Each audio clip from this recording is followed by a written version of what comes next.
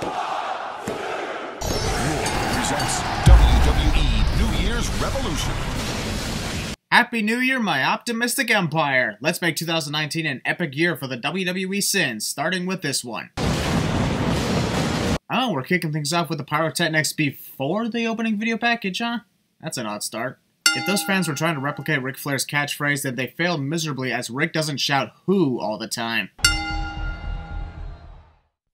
The ominous steel cage is descending upon the ring, but instead of preparing to watch that match, let's watch the opening video package we should have shown before we even ignited the damn pyro. We are gonna tear flesh! We are gonna break bones! By competing in a regular tag team match with disqualifications and countouts, and by the looks of the rivalry, the match between DGeneration X and Rated RKO should have been a no-holds-barred match for the titles. If I could be Melina's personal handler. Pervert. Or escaping the cage. It may be a new year, but that doesn't mean there are new rules to how you win a steel cage match, JR.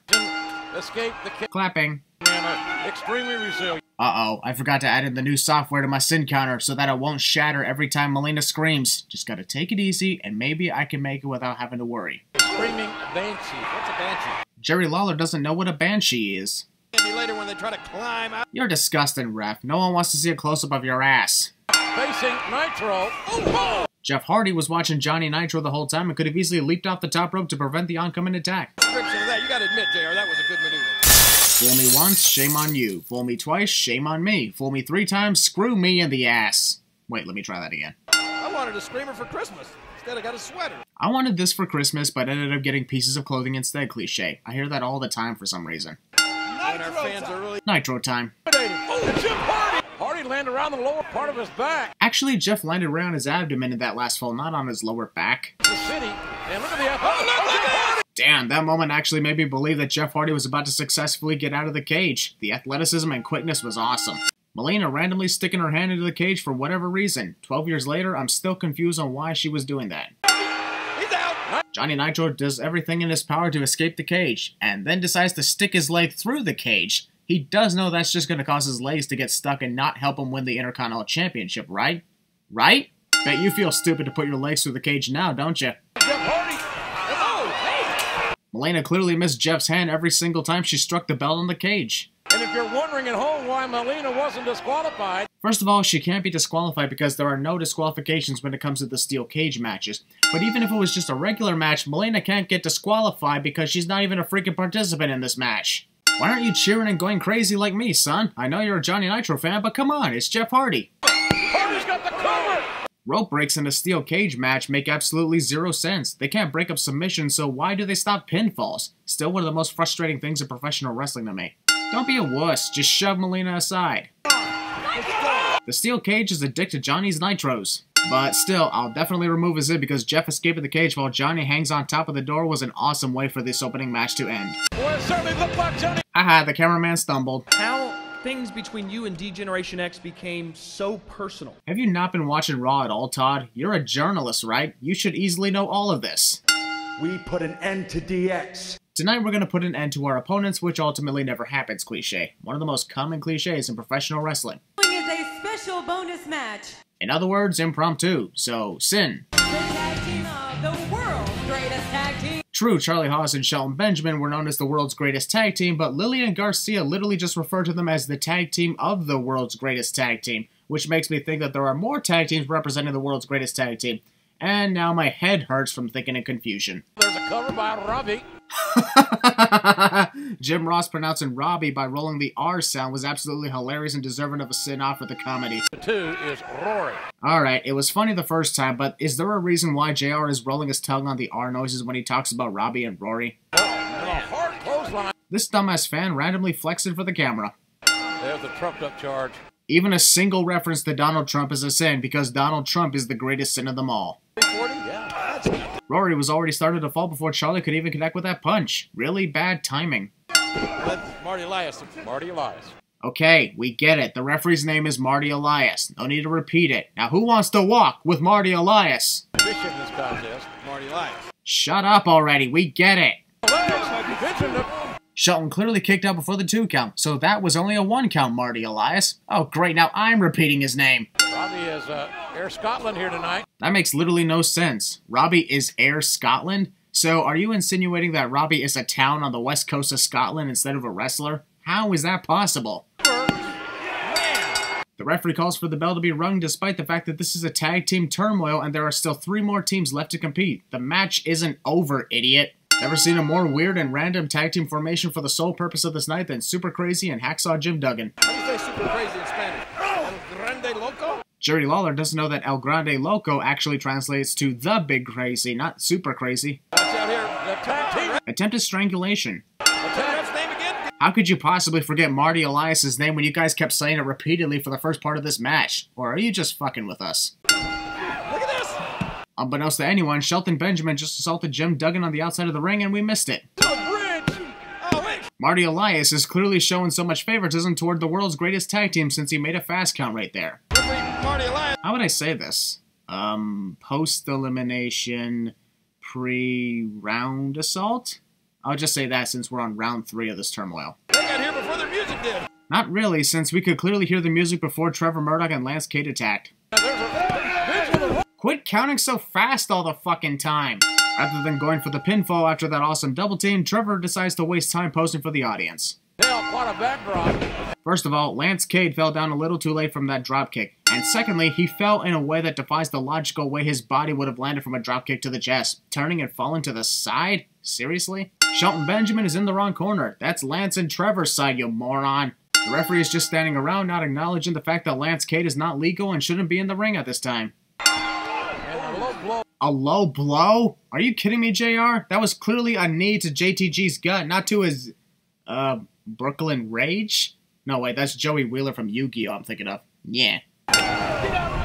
The way the referee was jerking off his hands. Wait, what the fuck did I just say? Lance requests a tag from Trevor, who completely ignores him. Trevor is a dick to his own partner. Tag me in. Nope, fuck you. Another case of strangulation attempt. What's his name, Marty Elias?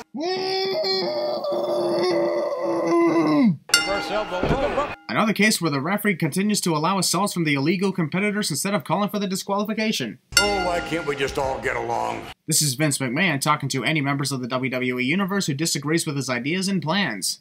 Donald Trump versus Rosie O'Donnell. Vince has made a lot of stupid decisions over the years, but the idea of Donald Trump versus Rosie O'Donnell is no doubt in the top 5, and I'm not even kidding. It's one of the greatest catchphrases. Seeing Jonathan Coachman kiss Vince's ass figuratively is making me nauseous. Here's to hoping we never see that literally happen. I'm just gonna throw in 5 cents for Kenny Dykstra's entire copyright infringement of Ric Flair's entrance and wardrobe. Does anybody even remember who the hell Kenny Dykstra is? Because I sure as hell don't.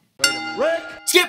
Previously on WWE. A couple of victories over the Nature Boy, and he thinks he's a world beater. If that's the case, then Kenny is delusional. Defeating Ric Flair when he's old and past his prime is nothing compared to defeating Ric Flair when he's in his prime. No offense. Obviously has great confidence. More copyright infringement. You're not Ric Flair. The AWA DVD. Promoting DVDs in the middle of a match. JR, did you just say golly and doggone in the same sentence? Jerry Lawler would be great at Citizens 2 expansion. Just what I was about to say. Gosh darn it, you beat me to it. The referee trying to get a too sweet gesture from Kenny. The Click would definitely be proud, but that was random. Rick can be here tonight after... Jackass. What? I didn't want to repeat copyright infringement all the time, and jackass was the first word that came into my head. I'm sorry, but I've been in the Boston crowd when my opponent was in that position and I hardly felt a thing. How is this effective at all? Character Rocky Balboa. Have you seen that movie yet, JR? Who the hell hasn't seen the Rocky Balboa movies? Rick is a dick to Kenny's Dykstras. Come on, ref. Jerry Lawler criticizes the referee for doing his job. Kenny is in the corner, so it's the referee's job to get Rick away from him. That's how this works. You should know that. Kenny's a dick to Rick's Flares. I guess we have an even playing field since now both the Flares and the Dykstras got hit. I'll call right now. I'm gonna call Jerry Mercury right now, while a cameraman creepily stalks me along the way. Looks like Victoria gave Chris Jericho the inspiration for making the list of Jericho 9 years later. Who would have thought? We can take over the women's division. Let's be a team and take over the division despite me having other plans to use you for my own selfish needs cliche. Nearly 3 minutes of flashbacks on Victoria's victories over the women who just made the list. Divas Test Here oral exam sign. Whoever the hell was the owner of that sign, you're a pervert. Women's title on the line. Victoria the challenger. In case you didn't hear that from the ring announcer, or somehow thought this was a triple threat match involving an invisible challenger. Somewhat startling wrestling attire. I understand that both Mickie James and Victoria are hot, don't get me wrong, and their outfits are sexy as hell. But can you at least try to call the action of the match instead of the action of my pants? I mean yours. The awkward way Mickie landed from the shoulder tackle. I didn't know what true happiness was until they got married. It was too late. Jerry Lawler is addicted to marriage, as usual. Who's Jack Doan? The referee. Oh god, don't start with this repeating the names of the referees like you guys did earlier with Marty Elias. And there I go again with repeating it too. I hate you. He's with us. What the hell's going on here? We cut from Victoria getting back into the ring to Lillian Garcia looking confused and upset about something. I know that Victoria gave her hell the previous week, but so far she hasn't said a thing to Lillian tonight.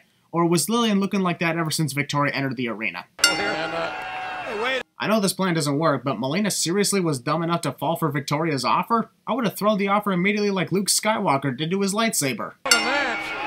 Melina came out to assist Victoria in winning the Women's Championship, but failed to realize that striking Mickie James would have ruined that entire plan. Victoria got her foot caught on Mickey's skirt. I said I'd like to introduce... Probably the reason Edge's guest didn't show up is because he didn't refer to the guest by name. Try that next time. You guys know it. Jeez, a little overdramatic with the music, am I right? This entire video package is more graphic and brutal than the actual match being hyped. Once again, I say it, why couldn't this match be no holds barred with more brutality? As much as everyone loves the entrance of DGeneration X, those graphics flashing on the screen always hurt my eyes. 75 seconds of Hunter and Shawn looking around instead of saying anything in their promo, and Rated RKO hasn't even made their entrance yet. For the millions watching around the world. And for Shawn Michaels, who looks like he's taking a crap every time they're in this position. Pre-match assault. Also, further proof that this match should have been contested under no-holds-barred rules. The way this rivalry goes, a simple tag team match is not good enough for this. Ow, my hands! But we're officially underway. Thanks for the update, Captain Obvious. Got your nose! In their illustrious careers here. I wonder, what happened to the brutality that these two teams promise? It's like the personal vendettas got thrown out the window all of a sudden. Randy Orton gets punched by Hunter, which causes him to practice his ballet twirl routine. Not that there's anything wrong with Randy possibly being a secret ballet dancer. I used to be one too. But still, this is a wrestling match, not a dance competition. Wow, Randy takes a simple knee drop from Hunter, and Edge has the expression one would normally have when his partner was viciously murdered. Discount The Undertaker. Biting. Shawn Michaels cannibal confirmed? Jim Ross complains about Edge attacking Hunter behind the referee's back when he had no problem with Shawn doing the same thing to Randy 2 minutes ago. Sounds hypocritical if you ask me. It may not be for long. Dumbass.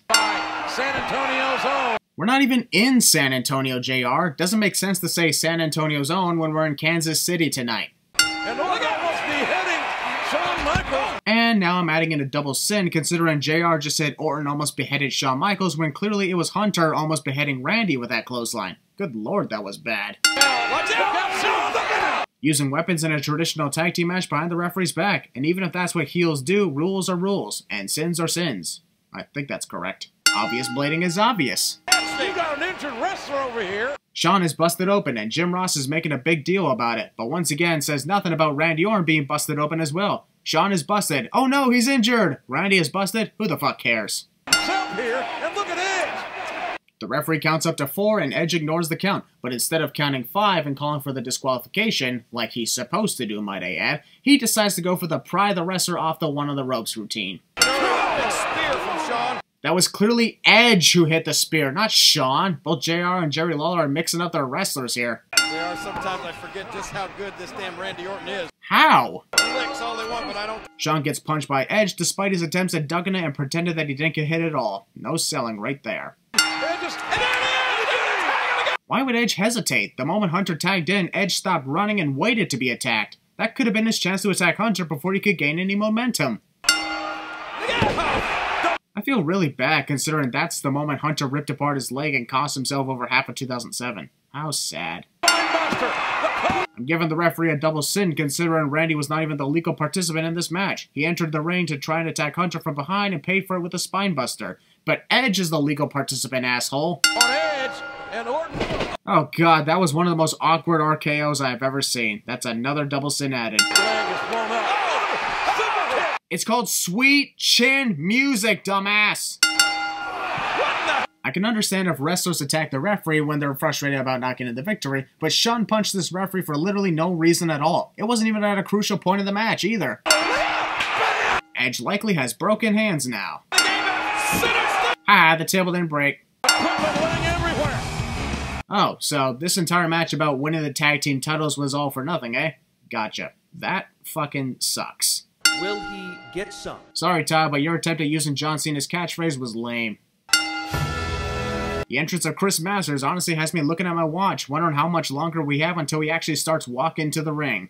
Randy Orton and Triple H got hurt. There's a match going on between Chris Masters and Carlito, and all the commentators will talk about is DX versus Rated RKO. I understand that was brutal, but it's over now. I don't know if this guy is saying that Chris Masters stinks, or if he is smelling himself, considering he hasn't changed those clothes in so many years. My bet is the latter. Masters and Carlito were actually tag team partners. Don't remember that, don't really care. Honestly hope JR doesn't treat this as a shocking factor compared to other tag teams that split. Hey, Carlito! Copyright infringement. You use your count here. Disqualify the man. Jim Ross would be great at Cinema Sins 2 expansion, but as usual, referees are dumbasses who don't even know how to referee. You trying to impress her? Monologuing is a villain's greatest weakness. Hey, Masters is... Hey! Victory by grasp at the tights is always a sin, whether it's a heel or face doing it. Post-match assault, or post-match submission, or post-match lock. Now that last one sounded terrible. Has remained undefeated. And by bringing up Umaga's undefeated streak and how long it's lasted, Jim Ross just jinxed Umaga's momentum considering he loses tonight. That sign right there is racist. John Cena is scared of a prop dragon's fire breath, and as a matter of fact, that's the only time the prop dragon is actually used for this event. Other than that, everyone forgot all about it. Read between the lines, bitch. There's nothing left over here to break. Actually, there is still your announce table that is yet to be broken, so yeah, there's still something left to break at ringside. Face first on our table.